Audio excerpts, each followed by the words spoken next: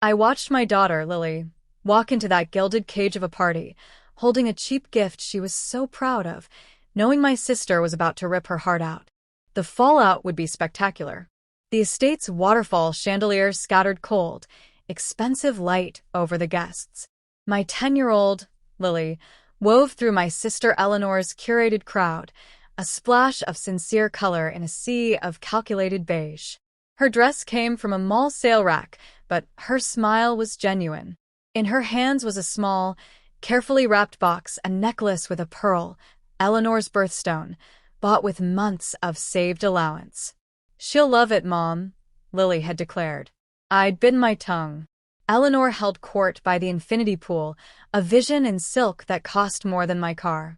Marrying financier Robert Vance had unlocked this world 5 years ago, and my warm, if self-absorbed, sister had vanished into this cold, polished replica. "There's the charity case," a voice slick with champagne murmured as Lily approached. "Eleanor's sister, the loan officer. How noble of her to invite them." Lily's step hitched, but she marched on.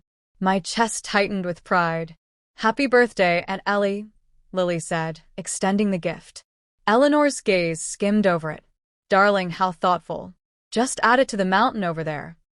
She waved toward a side table buried under designer bags and velvet boxes. "I picked the pearl myself," Lily pressed, her voice small. "Lovely," Eleanor said, already turning back to her circle.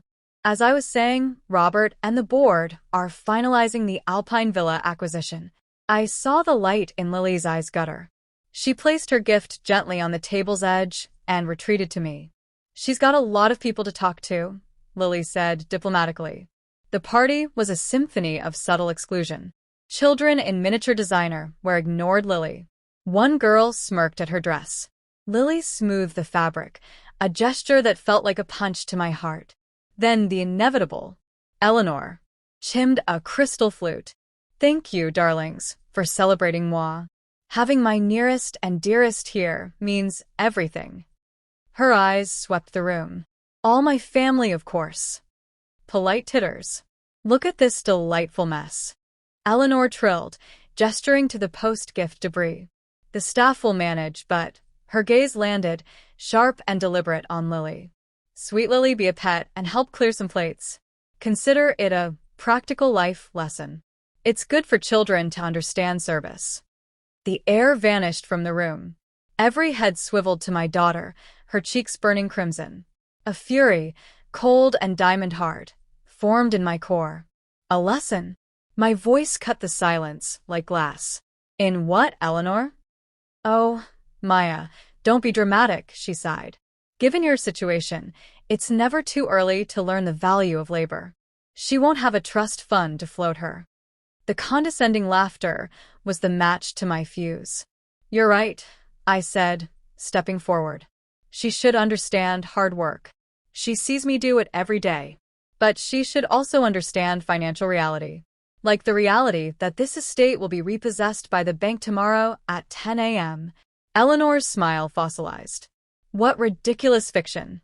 "No fiction," I continued, calm as stone. "Robert's hedge fund imploded 4 months ago. The SEC filings, the asset freeze, it's all public record. I'm a senior loan manager at Coastal Federal, Eleanor. Your final default notice crossed my desk." Robert pushed forward, face mottled. "That's a breach." "It's a matter of public court record as of yesterday," I corrected, holding on my phone. "Shall I pull the docket number for the room? The second mortgage you took to pay for this party?" The 3 months of missed payments. Eleanor stared, paralyzed. The crowd buzzed, phones emerging.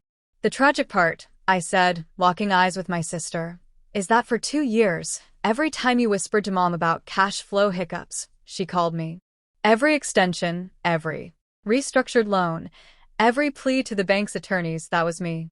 I pulled every string. I had to keep your ship afloat while you looked down at me from the deck." "You're lying," Eleanor whispered, but the terror in her eyes betrayed her. "Am I?" "Ask Robert about the malpractice suits from his clients. The ones he advised to invest in that doomed tech venture." A man in the crowd gasped. "The Vance Fund collapse. That's you." My mother clutched my arm. Maya, for heaven's sake, you're destroying her.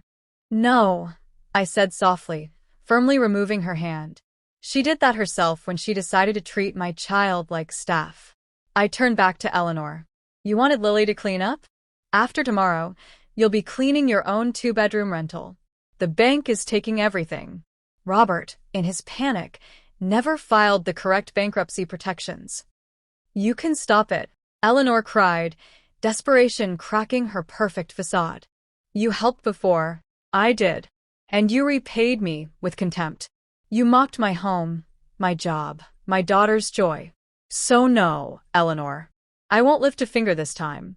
The auction proceeds. Where will we go? Her voice was a ghost. That's your practical life lesson to learn, I said, walking to Lily and taking her hand. Come on, sweetheart. We left the dying party. In our car, Lily was quiet. Could you really have stopped it, Mom? For a while, I admitted. But true help shouldn't come with humiliation. Some lessons are cruel, but necessary. The next morning, the foreclosure proceeded. I ignored my mother's furious calls and Eleanor's panicked ones. I took Lily for waffles at our local diner, where the cook knew her name. 6 months later, Eleanor and Robert lived in a modest apartment. He worked at a discount brokerage. She'd taken a job as a receptionist. The bitterness slowly bled out of her. On Lily's next birthday, we invited her. She came, bearing a simple, thoughtful gift. As she left, she hugged me, her cheek damp. Thank you, she said.